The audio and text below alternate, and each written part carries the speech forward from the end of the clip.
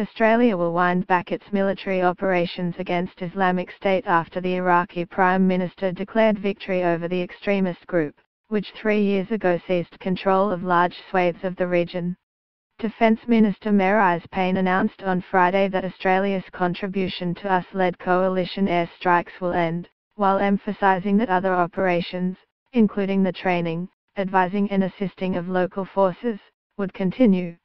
After more than 3 years of air operations, the number of coalition airstrike commissions has steadily dropped since the last major population centre, Hawija, was captured in October, Senator Payne said on Friday. Following discussions with Iraq and with members of the international coalition, the Australian government has determined that we will bring home our 6 Super Hornet strike aircraft from the Middle East, marking the end of Australia's airstrike operations in Iraq and Syria. About 800 Australian military personnel have been involved in Operation Okra, mostly in Iraq. These include approximately 300 Air Force personnel, 300 Army trainers and several dozen Special Forces troops advising and assisting Iraqis. Senator Payne said the priority was now holding territory that had been retaken and emphasised that Australia's E-7 a Wedge-tail surveillance aircraft and KC-30 a refuelling aircraft would continue to support operations, as would the training and Special Forces personnel. Australia is committed to supporting the Iraqi security forces as it clears the remaining pockets of Daesh fighters in rural areas and ensuring the long-term stability of Iraq, Senator Payne said.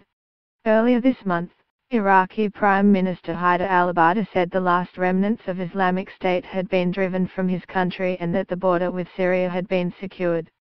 Mr. al-Abadi's announcement followed the Russian military's declaration that Islamic State forces in Syria had been defeated.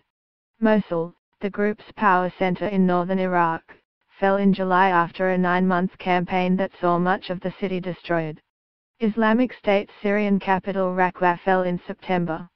The conflict has had a devastating impact on Iraq and Syria, with more than 3 million people displaced, according to the United Nations.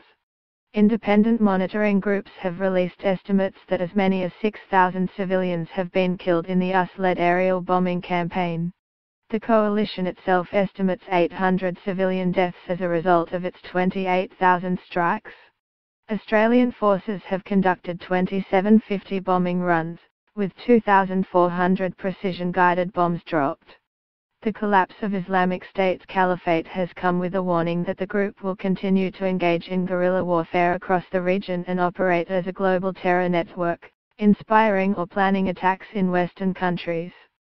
Intelligence agency ASIO recently said more than 100 Australians were still believed to be fighting with extremist groups in the region.